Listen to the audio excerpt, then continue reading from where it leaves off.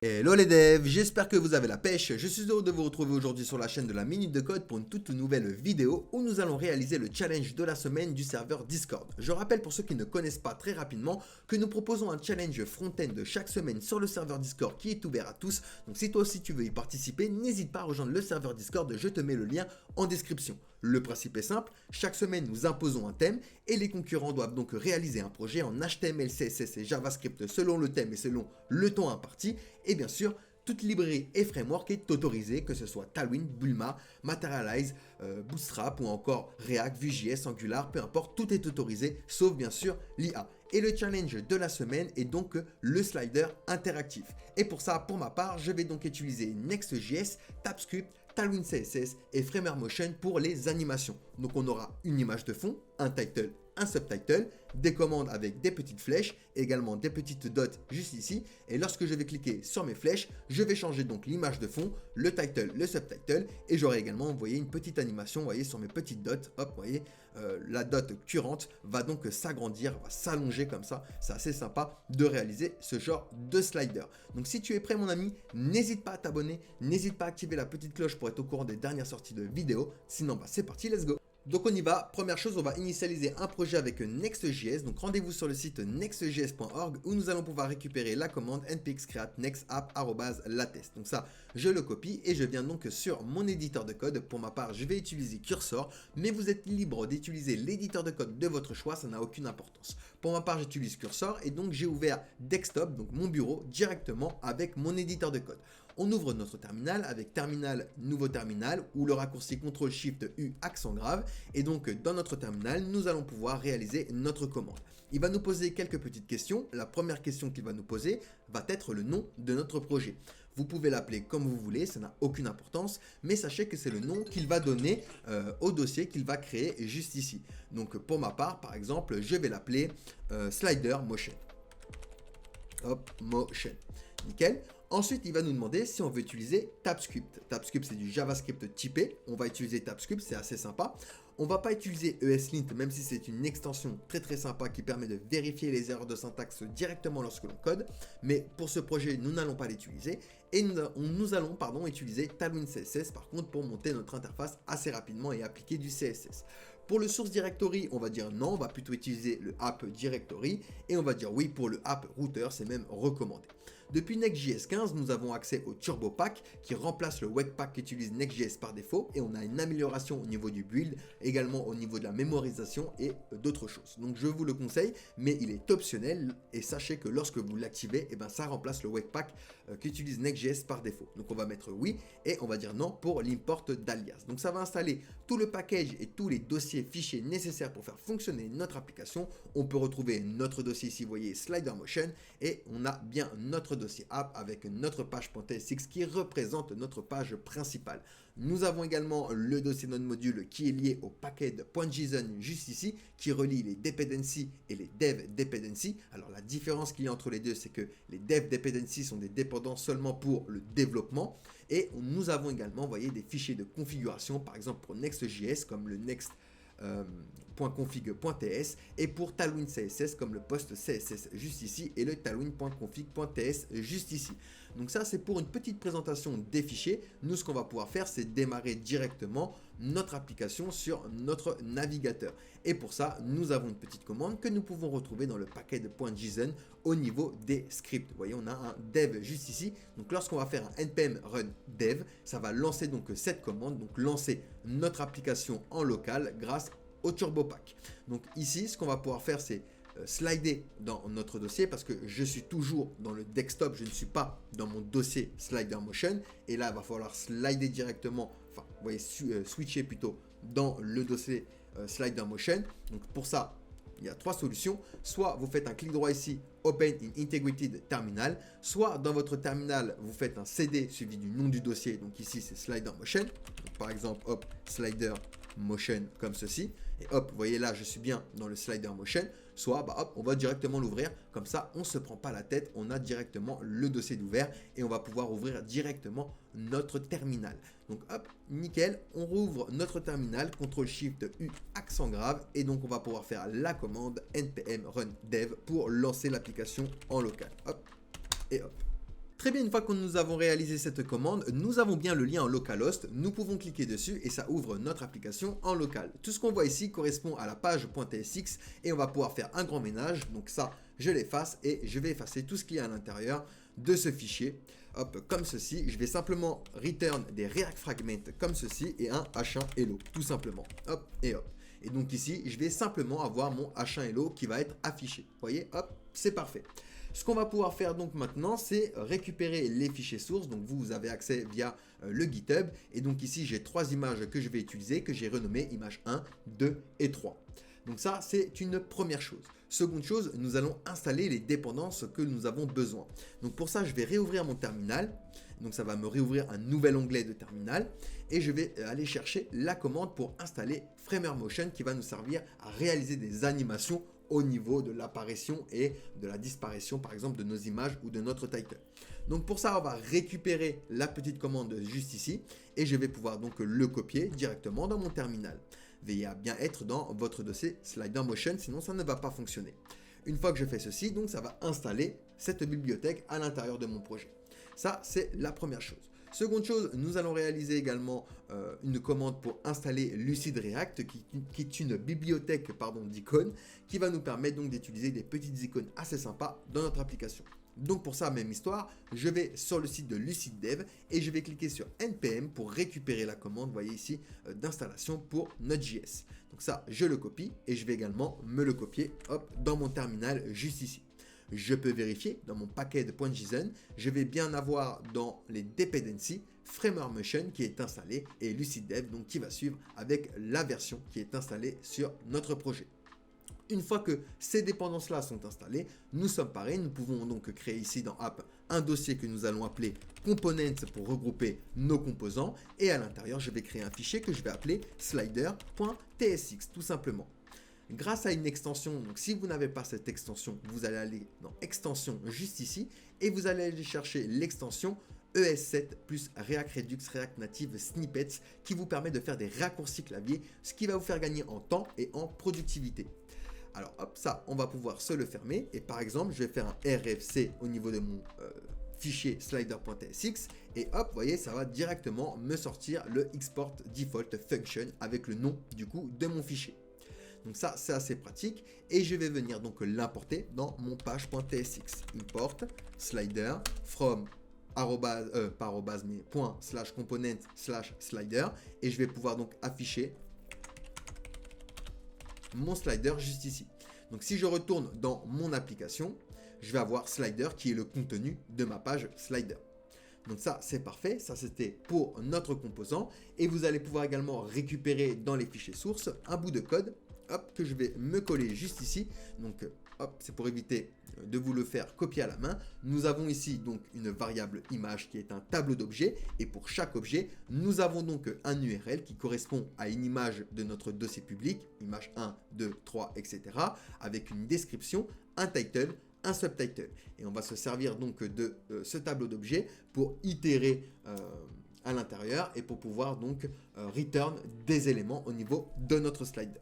Donc maintenant, ce que nous allons faire, c'est que nous allons récupérer notre variable image et nous allons le placer en tant que props à notre composant slider. Donc pour ça, je vais me diriger ici, là où je l'ai déclaré, et je vais lui dire que je vais lui donner une props que je vais appeler image, et pour valeur, je vais lui donner ma variable image. Donc je vais avoir une petite erreur, c'est normal parce que je n'ai pas récupéré encore mes props, et ici, je vais importer déjà tout ce que j'ai besoin. Je vais import donc use state pour gérer le state, donc ça vient de React. Attention, vu que je suis avec Next.js et que j'utilise useState qui est un hook côté client, je vais devoir utiliser la directive useClient pour dire à Next.js que ce composant a un rendu côté client. Ça, c'est très important parce que de base, on a un rendu côté serveur. Ensuite, ce qu'on va faire, on va importer les composants pour créer des animations fluides et gérer leur cycle de vie avec Framer Motion.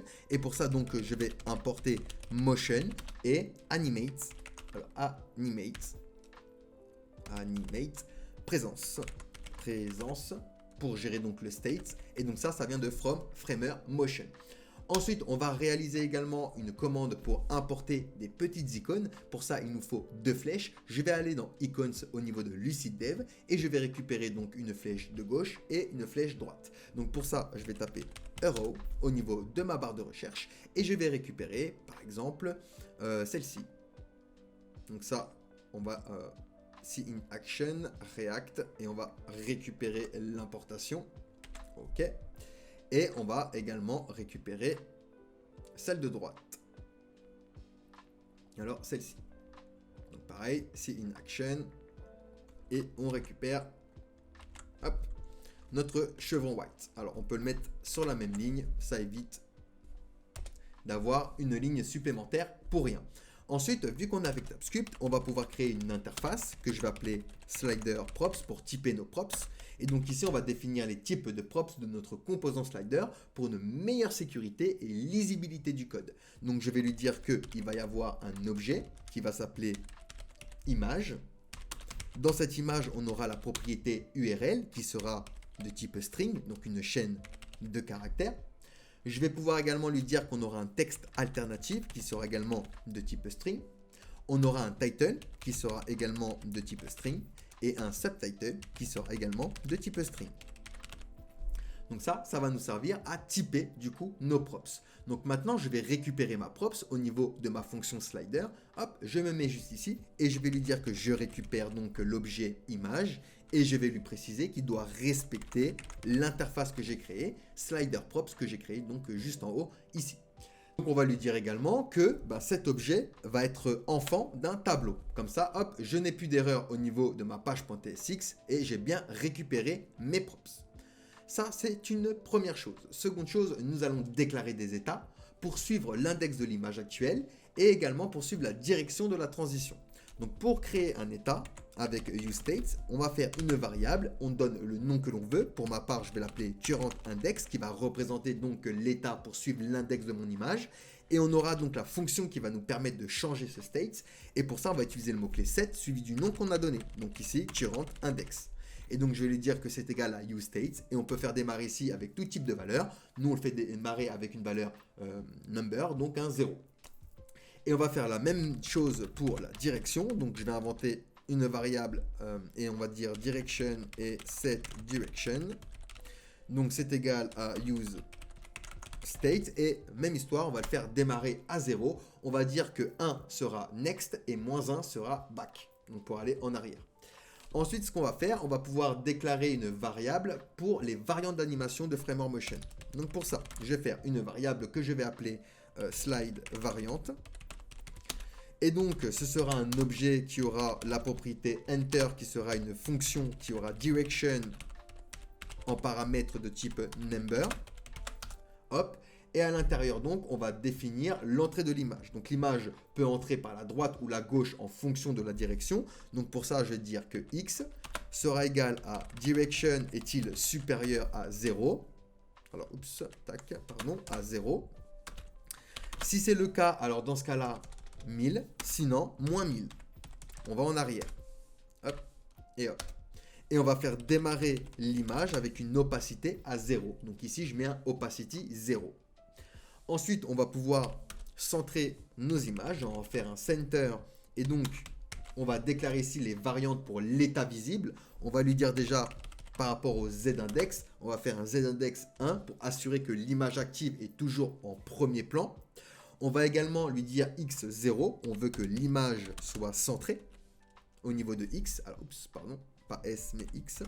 On veut que notre image soit centrée. Et l'opacité. On remet donc notre opacity à 1. Parce que l'image doit être visible. Ensuite, on aura également une propriété exit. Donc pareil, même histoire. On aura une direction qui sera de type number au niveau de mes paramètres.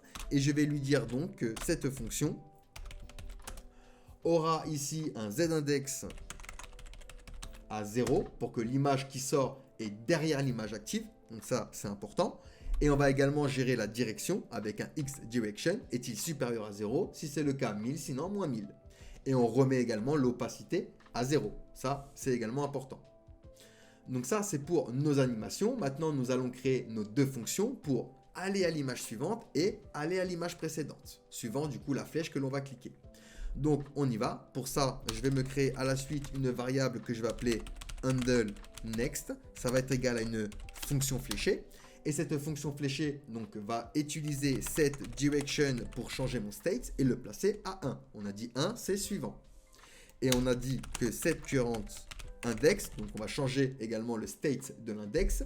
Ici, on va récupérer dans une fonction les anciennes données avec un prev index, on l'appelle comme on veut. Et donc, notre paramètre, grâce à notre paramètre, on va renvoyer prev index plus 1 s'il est strictement à image.length. Donc on va lui poser la question, on va faire une ternaire. Hop. Donc si c'est le cas, alors image avec un S, pardon. Nickel. Si c'est le cas, ben, on retourne à 0. Sinon, ben, on récupère l'ancien index et on lui dit plus 1. Donc on boucle au début si on dépasse la dernière image, tout simplement. Et on va faire la même chose donc pour handle back. Donc on va faire hop. On va l'appeler handle previous même. Tiens, hop. Handle previous. Donc ça va être la même chose, sauf que au niveau de set direction, on va passer à -1. Et au niveau de set current index, également, on va faire un changement. On va lui dire, est-ce que prev index -1 est inférieur ou plutôt supérieur à 0. Donc si c'est le cas, on va faire un image.length -1. Sinon, on va faire un prev index -1. On récupère l'ancien index et on itère à l'envers. Donc on va au -1. Une fois qu'on a fait ceci, nous allons pouvoir commencer notre return JSX. Pour notre return JSX, nous allons récupérer donc la div principale et on va lui donner quelques petites classes vu que nous sommes avec Tailwind CSS. Donc on va pouvoir donner des classes assez rapidement parce qu'on a des classes utilitaires de Tailwind qui sont assez sympas. Donc déjà, on va utiliser position relative puisqu'on va utiliser absolute pour positionner nos flèches et également nos petites dots. Et on va lui donner une hauteur de 80 viewport 8 qui fait référence du coup à la hauteur de votre navigateur. Je rappelle que le viewport 8 est une unité relative comparée au pixel qui est une unité absolue. Un pixel fera toujours un pixel. On va également lui donner un wfull et un overflow hidden cache, tout ce qui dépasse de mon composant. Hop, nickel. Et on va lui donner également un bggray 200. Donc on peut revenir d'ailleurs sur notre application, hop, et on a bien, voyez, notre composant qui commence à être stylisé. On va avoir donc avec Framer Motion notre composant principal de notre slider qui est Animate Présence. Et donc ici, je vais pouvoir le fermer également, hop, alors slash Animate Présence, parfait, comme ça il n'y a pas d'erreur. Et on va récupérer ici deux attributs. Initial qui va correspondre à false, un boolean, true ou false, et le custom, donc on lui donne notre direction pour notre pas. Ensuite, on va gérer nos images, donc pour ça, on va utiliser le composant motion.img. Donc ça va être un composant auto-fermant. Et on va lui donner pas mal d'attributs, notamment une key, une clé. On associe chaque image à une clé unique pour notre animation. Et pour ça, je vais lui dire que c'est égal à notre state current index. Ensuite, on aura la source. Au niveau de ma source, je vais lui dire que c'est égal à image de current index .url. Donc pour accéder à l'URL de mon image, et j'ai ma première image, vous voyez, qui est apparue, qui a commencé à apparaître. On va également lui donner le texte alternative. Donc ça va correspondre à image de currentindex.alt pour accéder au texte alternatif. On va lui passer la direction de l'animation. Donc custom est égal à notre state direction. On va lui donner également des variantes. Pour la variante, c'est notre variable slide variante. Ensuite, on va lui dire initial et on va le placer à enter. Donc l'animation va être réalisée au début du slide. On va lui dire également animate et on va le placer à center. Donc l'animation, c'est pour l'animation pour l'état visible. Donc c'est pour que l'image soit bien centrée au niveau de l'animation. Et on sort de l'animation grâce à un exit, est égal à exit. Là, on sort du coup de notre animation. Ensuite, on va faire une transition pour gérer les transitions. Donc, je vais ouvrir un double accolade comme ceci. Et je vais lui dire X aura un objet type de type string. Hop et hop. On aura également le stiffness. Alors, stiffness. Et là, on va le placer à 300. Et le damping. Damping. Hop, que l'on va placer par exemple à 30. Alors, c'est pas string, pardon, c'est spring. Spring. Hop. Donc ça, c'est des transitions. Et c'est pour faire une transition de type ressort pour le mouvement horizontal. Ensuite, on va lui donner une opacité. Opacity. On va lui dire qu'il aura une durée, une duration. Alors, duration de 0,2 secondes. Donc, pour une transition rapide de l'opacité. Alors, on n'est pas obligé de mettre le S, pardon. Et il y a une petite erreur parce que j'ai oublié ma petite virgule juste ici. Ensuite, on va pouvoir rajouter des class names. Donc au niveau de nos class names, on va le positionner avec absolute. On va lui donner un hFull pour qu'il prenne toute la hauteur disponible. Wfull pour la largeur. Et object cover pour qu'il couvre le parent. Et donc là, vous voyez mon image, c'est bien adapté à son conteneur parent. Ensuite, nous avons le title et le subtitle. Donc pour ça, même histoire, nous allons utiliser le composant motion.div. Et bien sûr, il est également auto-fermant. Hop, on va lui donner donc une clé qui, et donc là on va ouvrir nos templates literals et on va donner une clé avec un overlay et il va correspondre à $current_index par exemple. On va faire référence donc à current index, comme ça le titre contient le current index à l'intérieur donc de nos titles pour les identifier. Et on aura donc class name également. Donc là, on va lui dire absolute pour le positionner. On va lui dire inset 0. On va lui donner un BG black. Et on va lui donner une opacité d'ailleurs de 60%. On va lui dire flex call. On va venir le centrer avec un item center. Un justify center également. Justify center. On va lui donner un text white pour que le texte soit en blanc. Un padding de niveau 8 et un z-index de 60. Comme ça, on est sûr qu'il est au-dessus. Comme ça, on est sûr qu'il est au-dessus de notre image. Et là, on voit déjà que notre image a une espèce de voile noir. Comme ça, on peut ressortir l'écriture et ce sera beaucoup plus lisible. Ensuite, on va commencer avec la transparence. Donc pour ça, on va lui dire initial. Et on va démarrer avec une opacity à 0. On va lui dire animate. Et ben, on repasse l'opacité à 1. En exit, on repasse l'opacité à 0. Et au niveau de la transition, on va lui dire 0,2 secondes également.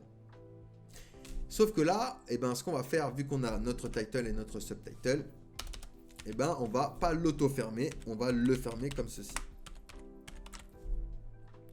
Hop. Et hop, comme ça, on va pouvoir afficher le title. Donc, on aura un H2 avec la classe text 4XL et text center. On va lui donner une max width. Non, on va pas donner de max width, pardon. Et ici, on va lui dire donc que ça va correspondre à image de current index. .title, tout simplement. Alors, image avec un S. Hop. Et on aura également donc un P. Alors, hop. On aura également donc le subtitle. Donc, on va faire un P avec la classe text XL. Text center également pour le centrer. Et donc là, on va afficher le subtitle. Et donc là, on voit bien que j'ai mon title et mon subtitle qui est apparu. Parfait. Donc là, maintenant, nous allons réaliser nos boutons, nos flèches pour pouvoir slider. Donc je vais sortir de Animate Présence. Et je vais me mettre simplement à la suite. Je vais venir positionner le tout avec Absolute. Donc on va faire une div avec la classe Absolute. On va lui donner également un Inset 0. On va lui donner un Flex et un Item Center pour centrer sur Y. Alors, Items Center. On va lui donner un Justify Between pour qu'il vienne coller les éléments sur les bords et mettre de l'espace entre chaque élément. Un padding de niveau 4. Et on va lui donner également un Z-index personnalisé. Donc pour ça, hop, je vais lui dire Z- et entre crochets. On va lui donner 100. Comme ça, il passe au-dessus du texte et de l'image. Ensuite, on aura donc nos boutons de navigation. Donc, je vais avoir un premier button à qui je vais donner la classe RoundedFull. Donc on va venir le styliser rapidement. On va lui donner un BG Black avec une opacité à 50, un padding de niveau 3, un texte white pour la couleur d'écriture. On va également lui donner un shadow LG pour une petite ombre portée, c'est assez sympa. On va lui donner un backdrop blue pour donner un espèce d'effet de flou dans le fond avec SM pour que ce soit très léger. Et une transition à all pour que tout soit smooth et pas brut. Et lorsqu'on va le hover, on aura un BG Black à 70 par exemple. On va venir changer notre opacité. Et oui, évidemment, il n'accepte pas. Tac. Hop, voilà. Il n'accepte pas les slash dans les raccourcis de Emmet. Donc on va mettre 70, on a dit ici. Et ici on met le slash. Voilà. Hop. Nickel. Et donc ce bouton, on va pouvoir lui donner également un autre attribut. L'attribut Aria Label. Aria Label. Comme ça, on a un petit label au niveau de notre image. Et on va lui dire... de notre bouton, pardon. Et on va lui dire image précédente. Et donc ici, on va afficher notre chevron left. Donc c'est chevron left. On va également lui donner une petite taille. Alors on peut lui donner directement avec class name W8 et H8. On va pas utiliser size. Hop. Donc ça c'est pour notre chevron. On a bien notre chevron juste ici qui est apparu. Ok. C'est plutôt cool. Et donc on va pouvoir également à notre bouton, hein, toujours à la suite, lui donner un on-click. On-click. Donc lorsqu'on va cliquer dessus, on va lancer la fonction handle previews qu'on a créé. Hop, donc je reviens ici et lorsque je clique ici, je vais bien changer. Alors là, il charge pour la première fois, c'est normal. Donc c'est pas très fluide, mais hop, vous voyez, voilà. Là, on a bien notre petite animation smooth, vous voyez, au niveau du slide qui est assez sympa. Et ben on va faire la même chose pour l'autre bouton. Donc je vais récupérer le button, je vais le dupliquer. Je vais simplement lui dire ici BG chevron white. On aura un handle next au niveau de notre fonction et image suivante pour le label. Et donc je vais avoir la même chose, sauf que lorsque je vais cliquer cette fois-ci sur celui de droite, et ben on va slider par rapport à la droite. Et là par rapport à la gauche. Nickel. Et donc là on a déjà, vous voyez, notre petit slider qui est en place. Il nous manque plus, pardon, que les petites dots juste ici. Donc pour ça, je vais sortir de la div qui englobe mes deux boutons. Et je vais venir également le positionner avec Absolute. On va le positionner à bottom 4, donc à 4 au niveau du bottom. Et on va lui donner également, alors hop, un left, un demi. On va lui donner un flex. Et on va utiliser translate en négatif. Donc je mets un moins translate x de 1 demi. Une gap de 2, donc une gouttière, et un z-index de 50. Ou on peut le placer même à 80. Comme ça, il sera ici et au-dessus du coup de ma div. Parfait. Et donc à l'intérieur, nous allons réaliser un map. Image.map. Donc ici, on va récupérer une fonction qui va récupérer l'objet current et l'index. Hop. Et donc à chaque fois, on va venir return un button. Ce button, vu qu'on utilise map, on utilise donc une clé unique pour l'identifier, qui correspondra donc à notre index. Et on va lui donner également un on-click. Donc lorsqu'on va cliquer dessus, et ben on va également changer notre image pour afficher l'image correspondante. Donc je vais lancer une fonction qui va utiliser un set direction. Et donc, dans cette direction, on va lui dire index est-il supérieur à current index? Si c'est le cas, 1, sinon, moins 1. Et pour le set current index, alors set current index, on va lui dire que ça correspondra à l'index pour changer l'index actuel à celui du bouton. Ensuite, on va également lui donner des petites classes. Donc, class name, on va lui dire que on va lui donner... Alors, hop, on va jouer sur l'état d'ailleurs et sur l'index, donc... on va ouvrir nos templates literals et on va lui donner une hauteur de 3. Un rounded full pour arrondir nos angles. Transition all. Et donc ici, je vais faire un dollar accolade. Et je vais lui dire, est-ce que index est strictement égal à current index, donc à l'index courant. Hop. Donc si c'est le cas, dans ce cas-là, tu vas lui donner un BG white et un W8. Sinon, eh ben, tu vas lui donner un BG white avec une opacité à 50, un W3. Et lorsqu'on va le over, tu vas lui donner un BG white. Alors, BG white avec une opacité à 80. Et donc, on va pouvoir rajouter également un ARIA label. Alors, ARIA-label. OK. Et pour le ARIA label, même histoire, on va ouvrir nos templates literals. Et je vais lui dire donc, allez, à l'image. Et donc, on va faire référence à l'index plus 1. Donc, à l'index courant plus 1. Et donc là, je vais bien avoir, vous voyez, mes petites dots avec la dot de l'image courante allongée. Donc parce qu'il a un W8, vous voyez, et ceux qui ne sont pas actifs ont un W de niveau 3. Et lorsque je change du coup mon image, j'ai bien, vous voyez, hop, la dot qui suit. Hop, hop, hop. Et donc voilà pour ce petit projet pour le challenge du serveur Discord.